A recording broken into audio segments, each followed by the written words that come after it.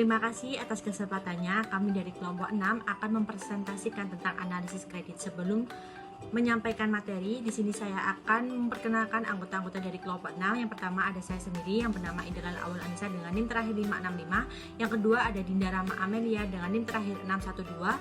Yang ketiga ada Vierio Indiargo dengan NIM 633. Yang keempat ada Panggi Rido Wiragam dengan NIM terakhir 640. Dan yang terakhir ada Zulkifli Afta Islam Maulana dengan NIM terakhir 665. Analisis kredit. Fungsi bank pemerintah adalah memberikan pelayanan kepada pemerintah, dunia usaha dan perorangan yang merupakan kegiatan penting dalam membiayai proyek-proyek pembangunan yang bertujuan untuk menggairahkan industri baru maupun yang sedang berkembang dalam wujud menyediakan dana atau pemberian kredit. Pemberian kredit ini mengandung suatu tingkat risiko tertentu. Untuk menghindari maupun memperkecil risiko kredit yang mungkin terjadi, maka permohonan kredit harus dinilai oleh bank atas dasar-dasar syarat bank teknis yang terkenal dengan kata 5C. 5C yang pertama di sini adalah karakter. Bank mencari data tentang sifat-sifat pribadi, watak, dan kejujuran dari pemimpin perusahaan dalam memenuhi kewajiban-kewajiban finansialnya.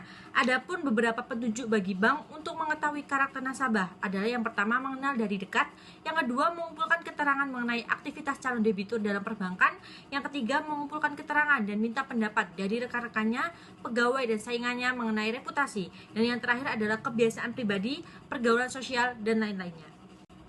Yang kedua ada capacity. Ini menyangkut kemampuan pemimpin perusahaan beserta stafnya, baik kemampuan dalam manajemen maupun keahlian dalam bidang usahanya. Untuk itu bank harus memperhatikan yang pertama adalah angka-angka hasil yang diproduksi, yang kedua ada angka-angka penjualan dan pembelian, yang ketiga ada perhitungan rugi laba perusahaan saat ini dan proyeksinya, dan yang keempat ada cacat-cacat finansial di waktu-waktu yang lalu yang tercermin di dalam laporan keuangan perusahaan. Yang ketiga ada capital. Ini menunjukkan posisi finansial perusahaan secara keseluruhan yang ditunjukkan oleh rasio finansialnya dan penekanan pada komposisi tangible net worth-nya atau aset berwujud. Bank harus mengetahui bagaimana perimbangan antara jumlah hutang dan jumlah modal sendiri. Terima kasih atas kesempatannya. Di sini saya akan melanjutkan presentasi dari rekan saya. Yang keempat yaitu kolateral. Kolateral ini adalah jaminan, di mana menunjukkan besarnya aktiva yang akan dikatakan sebagai jaminan atas kredit yang diberikan oleh bank. Untuk itu, bank harus yang pertama meneliti mengenai kepemilikan jaminan tersebut. Yang kedua, mengukur stabilitas daripada nilainya. Yang ketiga, memperhatikan kemampuan untuk dijadikan uang dalam jangka waktu yang relatif singkat tanpa terlalu mengurangi nilainya. Yang keempat, memperhatikan pengikatan barang yang benar-benar menjadi kepentingan bank. Dan yang terakhir, sesuai dengan ketentuan hukum yang berlaku. Selanjutnya adalah condition. Bank harus melihat kondisi ekonomi secara umum serta kondisi pada sektor usaha si peminta kredit. Untuk itu, bank harus memperhatikan yang pertama, keadaan ekonomi yang akan mempengaruhi perkembangan usaha dalam peminjam. Yang kedua, kondisi usaha calon peminjam, perbandingannya dengan usaha sejenis lainnya di daerah dan lokasi lingkungannya. Yang ketiga, keadaan pemasaran dari hasil usaha calon peminjam. Yang keempat, prospek usaha di masa yang akan datang untuk kemungkinan bantuan kredit dari bank, dan yang terakhir, kebijaksanaan pemerintah yang mempengaruhi terhadap prospek industri di mana perusahaan pemohon kredit termasuk di dalamnya. Selain menggunakan 5C tadi, pihak bank akan memperhatikan aspek-aspek berikut sebelum memberikan kredit. Yang pertama, aspek umum. Yang diteliti adalah masalah bentuk, nama, alamat perusahaan, susunan manajemen bidang usaha, keterangan tentang jumlah pegawai, bank langganan, dan bagan organisasi. Yang kedua, aspek ekonomi, yang meliputi masalah pemasaran dan keadaan harga, persaingan, jumlah penjualan dari tiap-tiap jenis produk, cara penjualan, taksiran permintaan, dan sebagainya. Yang ketiga adalah aspek teknik yang meliputi bahan baku dan penolong yang dibutuhkan, tanah dan tempat pabrik, bangunan, urut-urutan proses produksi, perincian mesin dan peralatan, jumlah produksi, dan tersedianya tenaga kerja. Yang keempat, aspek yuridis, yaitu memenuhi ketentuan hukum yang berlaku termasuk izin-izin yang diperlukan. Yang kelima, aspek kemanfaatan dan kesempatan kerja, yaitu manfaat ekonomi bagi penduduk dan pengaruhnya terhadap struktur perekonomian setempat. Aspek terakhir yaitu aspek keuangan. Dengan melakukan penilaian terhadap aspek keuangan, di samping dapat mengetahui likuiditas, solvabilitas, rentabilitas, serta stabilitas usaha, juga dapat diketahui berapa lama suatu investasi tersebut dapat dikembalikan. Dengan demikian dapat dikatakan bahwa keputusan atau kesimpulan yang diambil dalam pemberian kredit didasarkan atas kesimpulan yang diperoleh dari hasil penilaian aspek keuangan. Salah satu aspek yang perlu dipertimbangkan selain 5C adalah aspek keuangan. Dalam aspek keuangan, hal yang perlu dinilai adalah yang pertama, neraca dan laporan laba rugi. Yang kedua, laporan sumber dan penggunaan modal kerja. Yang ketiga, rencana penerimaan dan pengeluaran kas. Yang keempat, proyeksi laporan keuangan. Yang kelima, penilaian proyek investasi. Yang keenam, perhitungan kebutuhan kredit. Dan yang terakhir, rencana angsuran kredit. Baik, terima kasih atas kesempatannya. Berikutnya adalah penilaian laporan keuangan. Untuk meneliti keadaan keuangan seorang nasabah ialah dengan jalan memperoleh neraca laporan laba rugi dan keterangan-keterangan lainnya. Sebaiknya diusahakan agar memperoleh laporan keuangan yang sudah diaudit, karena auditor dapat memberikan pandangan yang bebas tentang keadaan apakah laporan keuangan yang diperoleh itu dalam keadaan wajar atau tidak. Sedapat mungkin diperoleh laporan keuangan untuk beberapa periode atau minimal laporan keuangan 2 periode terakhir. Terhadap laporan keuangan ini antara lain dapat diterapkan teknik analisa sebagai berikut. Yang pertama, analisa per pos atau komponen, analisa persentase per komponen, analisa perbandingan atau analisa naik turun, dan yang terakhir analisa rasio. Baik, berikutnya adalah analisa per pos atau komponen. Analisa per pos atau komponen adalah meneliti atau menganalisa masing-masing pos yang ada dalam neraca maupun laporan laba rugi. Misalnya, analisa terhadap pos piutang dagang harus diperoleh daftar nama, alamat, dan jumlah piutang, dan analisa menurut umur, terutama untuk piutang-piutang yang jumlahnya besar. Analisa mutu dari piutang tersebut untuk tahun-tahun terakhir dan tahun sebelumnya. Lalu yang kedua adalah analisa persentase per komponen. Dalam teknik ini, laporan keuangan disajikan dalam persentase-persentase, yaitu persentase dari masing-masing pos neraca terhadap total aktiva. Baik, berikutnya adalah analisa perbandingan. Dalam analisa ini, kita mengadakan perbandingan pos-pos dalam neraca dan laporan laba rugi dari satu periode dengan periode lainnya. Dengan analisa ini, akan dapat diketahui perubahan-perubahan yang terjadi dan perubahan mana yang memerlukan penelitian lebih lanjut. Baik, selanjutnya adalah analisa rasio. Rasio menggambarkan suatu hubungan atau perimbangan antara satu pos atau kelompok pos dengan pos atau kelompok pos yang lain, baik yang tercantum dalam laporan posisi keuangan maupun dalam laporan laba rugi. Dengan mengadakan analisa rasio akan dapat diketahui posisi keuangan nasabah atau calon peminjam kredit. Ada beberapa rasio yang digunakan untuk menganalisa. Yang pertama adalah rasio likuiditas, rasio leverage, rasio aktivitas, dan terakhir rasio rentabilitas. Baik, selanjutnya adalah analisa sumber dan penggunaan modal kerja. Maksud utama analisa ini adalah untuk mengetahui bagaimana dana digunakan dan bagaimana kebutuhan dana tersebut dibelanjakan atau dipenuhi. Dari mana datangnya dana dan untuk apa dana itu digunakan. Dengan menggunakan analisa terhadap laporan tersebut dapat diketahui bagaimana perusahaan itu mengelola dan menggunakan dana yang dimiliki.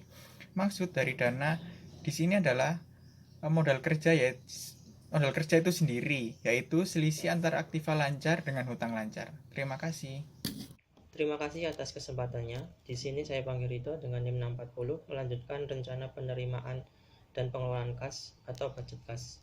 Budget kas adalah gambaran atas seluruh rencana penerimaan dan pengelolaan uang tunai yang berkaitan dengan rencana-rencana keuangan perusahaan dan transaksi lainnya yang menunjukkan aliran kas perusahaan tersebut. Dari budget kas dapat ditemukan kapan dan berapa besarnya deposisi kredit akan dilaksanakan, kapan dan berapa besar angsuran kredit dapat dilakukan, dan kemungkinan adanya surplus atau defisit karena rencana operasi perusahaan. Budget kas jika dibandingkan dengan analisa atau laporan sumber dan penggunaan kas, maka perbedaannya terletak pada tujuannya. Laporan sumber dan penggunaan kas menunjukkan dari mana uang kas diterima dan digunakan. Sedangkan budget kas memiliki tujuan lebih dari itu, yaitu ingin mengetahui saat-saat penerimaan dan pengeluaran uang serta saat-saat adanya surplus atau defisit kas. Selanjutnya, penyusunan budget kas menurut Drs. Bambang Rianto dalam bukunya dapat dilakukan dengan beberapa tahap sebagai berikut. Yang pertama, menyusun estimasi penerimaan dan pengeluaran menurut rencana operasi perusahaan. Transaksi-transaksi di sini merupakan transaksi operasi. Pada tahap ini dapat diketahui adanya defisit atau surplus karena rencana operasi perusahaan. Yang kedua, menyusun perkiraan atau estimasi kebutuhan dana atau kredit dari bank atau sumber-sumber lainnya yang diperlukan untuk menutup defisit kas karena rencana operasi perusahaan tersebut. Juga disusun estimasi pembayaran bunga kredit beserta waktu pembayarannya kembali. Transaksi-transaksi di sini merupakan transaksi finansial. Yang ketiga, menyusun kembali estimasi keseluruhan penerimaan dan pengeluaran setelah adanya transaksi finansial dan budget kas. Yang final merupakan gabungan dari transaksi operasional dan transaksi finansial yang menggambarkan estimasi penerimaan dan pengeluaran kas secara keseluruhan. Selanjutnya, untuk memberikan gambaran tentang prosedur penyusunan budget kas atau cash flow, maka kami memberikan sebuah contoh penyusunan budget kas perusahaan sari yang memberikan data atau informasi sebagai berikut. Semua data uang dalam puluhan ribu rupiah. Untuk pertama, perkiraan penjualan tunai untuk tahun 2020 adalah Januari sebesar 308, Februari 361, Maret 176, triwulan 2 1271, triwulan 3 1785, triwulan 4 1812.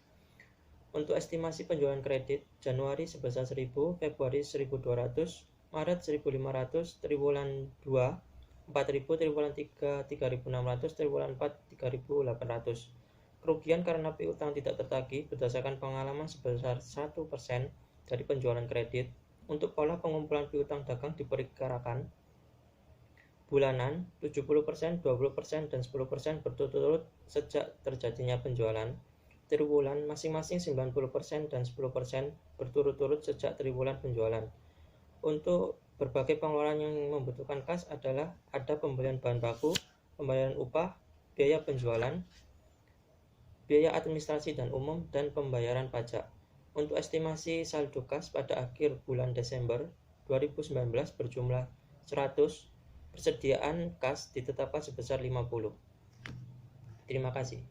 Baik, terima kasih atas kesempatannya. Di sini saya akan melanjutkan presentasi dari rekan saya, yaitu dari data dan informasi di atas yang sudah dijelaskan oleh rekan saya dapat disusun dengan cash flow tetapi melalui tahap-tahap sebagai berikut. Yang pertama ada anggaran pengumpulan piutang, yang kedua estimasi penerimaan kas, yang ketiga estimasi pengeluaran kas, dan yang keempat ada kas sementara.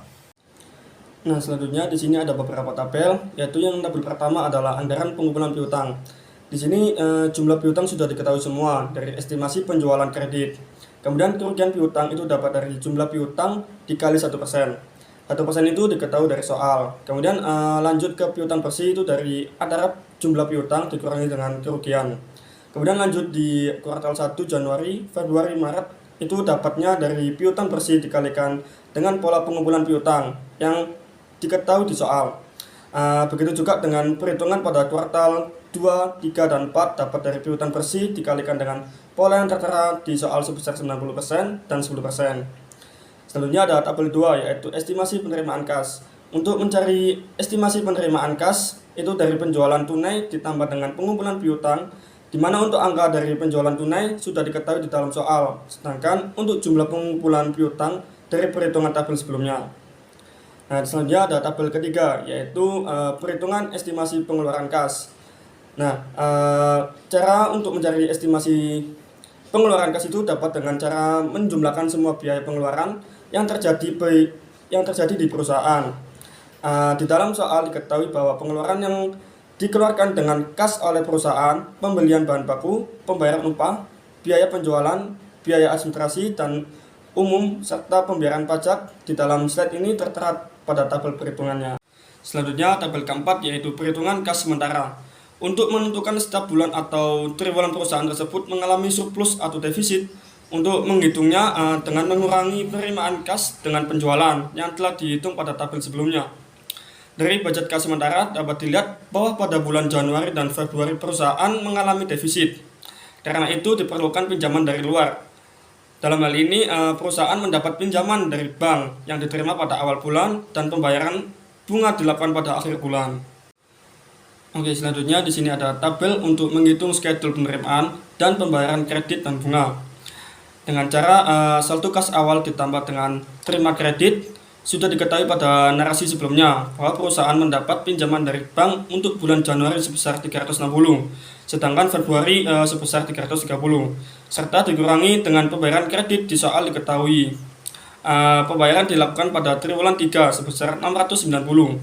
Setelah itu ditambah dengan surplus atau defisit sudah dihitung pada tabel sebelumnya dan dikurangi dengan pembayaran bunga sehingga mendapatkan saldo kas terakhir. Tabel selanjutnya ada perhitungan budget kas akhir. Di sini paling banyak perhitungannya. Angka-angka yang sudah ada pada tabel itu sudah didapatkan dari perhitungan sebelumnya dan diketahui di dalam soal. Sekian dari kelompok kami. Jika ada salah kata mohon dimaafkan. Wassalamualaikum warahmatullahi wabarakatuh.